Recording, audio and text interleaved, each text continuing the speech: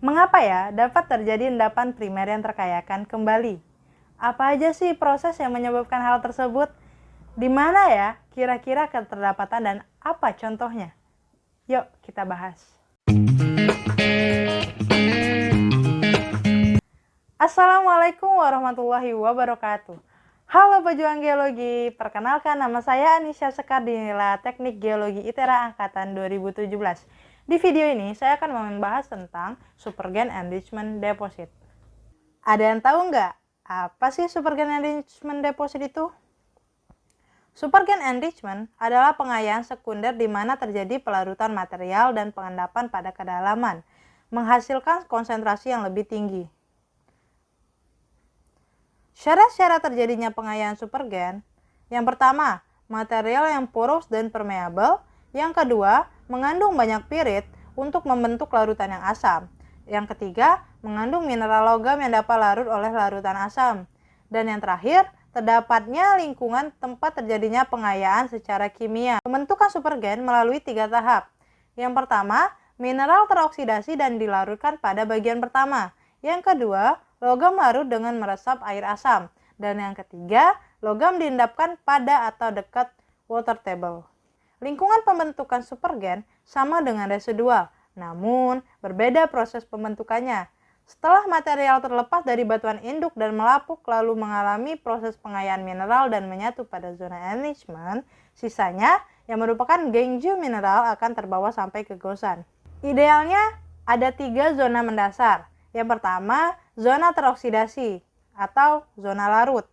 Yang kedua, zona supergen atau zona yang diperkaya. Dan yang terakhir adalah zona hipogen atau induknya. Zona teroksidasi atau zona yang larut. Wilayahnya berada di atas muka air dalam suatu endapan biji, karena merupakan zona oksidasi mineral biji primer. Efek oksidasi dapat meluas jauh di bawah zona oksidasi, tetapi zona biji teroksidasi umumnya di atas permukaan air. Saat larutan-pelarutan dingin, encer menetes ke bawah, mereka mungkin kehilangan sebagian atau seluruh kandungan logamnya di dalam zona oksidasi dan menimbulkan deposit biji teroksidasi. Zona teroksidasi ini terdiri dari campuran besi oksida atau hidroksida dan kuarsa yang kita sebut gosan. Sebagian besar mineral biji primer, terutama mineral sulfida, hanya stabil di lingkungan kering anaerob. Dengan naik turunnya tabel air dan air hujan meresap ke bawah atau mengandung oksigen terlarut, mineral ini larut dan mineral baru atau zona oksida mineral diendapkan dalam gosan. Dengan pembubaran mineral sulfida, air menjadi asam, semakin meningkatkan pembubaran biji. Sebagian besar mineral spektakuler yang kita lihat dari endapan biji adalah mineral yang terbentuk di zona teroksidasi. Ketika zona teroksidasi dikembangkan dengan baik dan mineral sekunder terkonsentrasi dengan cukup, itu adalah zona yang sangat menguntungkan untuk ditambang karena pengolahannya jauh lebih murah dan lebih mudah dan logam lebih terkonsentrasi. Namun, sebagian besar zona teroksidasi telah ditambang di masa lalu karena mereka membentuk singkapan gosan bernoda mudah diidentifikasi. Selanjutnya, zona supergen diperkaya. Berada di bawah zona teroksidasi, kadang-kadang zona yang dikenal sebagai zona supergen di mana logam disimpan oleh cairan meresap, berkonsentrasi dalam celah sempit tepat di bawah permukaan air. Zona supergen adalah bagian terkaya dari deposit biji, tetapi dalam banyak kasus hanya sangat tipis atau tidak berkembang sama sekali. Zona sulfida supergen pada umumnya di bawah endapan muka air karena keberhasilan ekonomi mereka dalam proses ini. Zona supergen sebagai zona produksi. Jika larutan tetesan turun menembus permukaan air, kandungan logamnya dapat diendapkan dalam bentuk sulfida sekunder untuk menghasilkan naik ke zona pengayaan sulfida sekunder atau supergen. Biji sulfida terbaik dari zona supergen adalah koveli dan kalkosit. Dan yang terakhir adalah zona hipogen. Zona hipogen disebut juga zona produksi.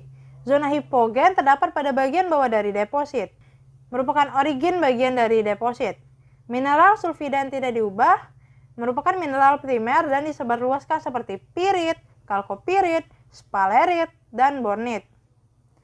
Nah, Pengaturan zona ini merupakan karakteristik dari banyak deposit mineral yang telah mengalami pelapukan yang berlangsung lama.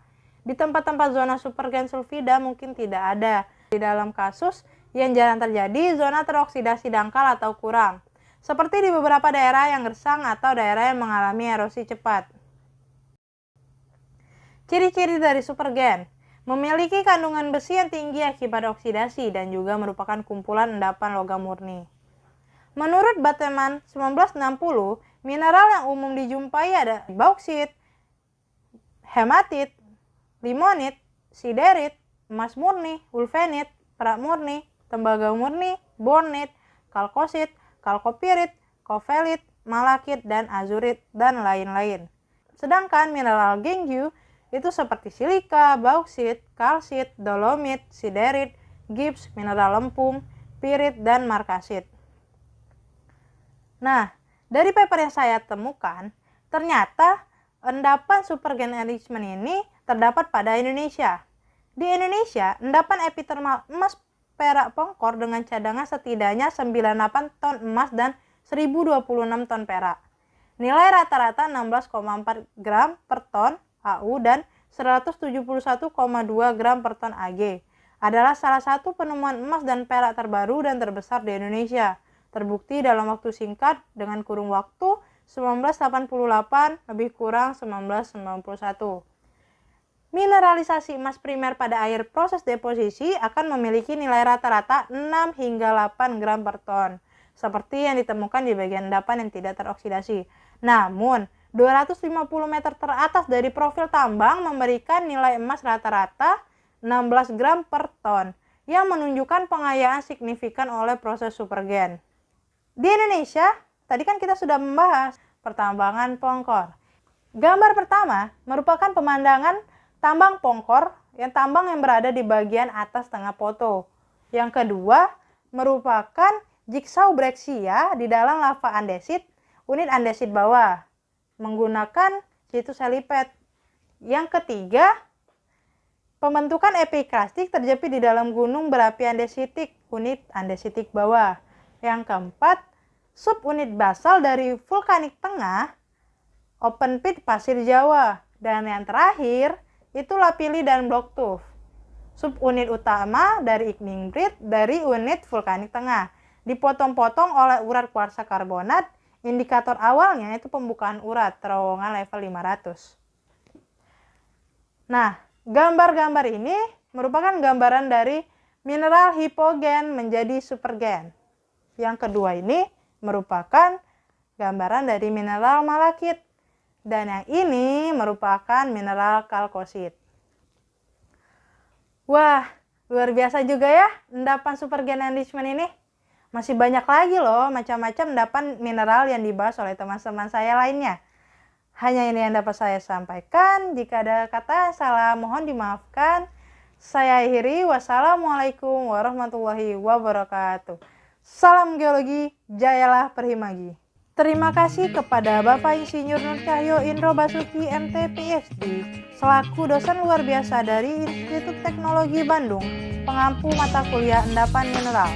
Terima kasih juga kepada Ibu Happy Christine Natalia, STMT selaku dosen pengampu mata kuliah endapan mineral. Terima kasih kepada Asisten Praktikum Endapan Mineral tahun 2020. Dan terima kasih juga kepada teman-teman Bailes Angkatan 2017.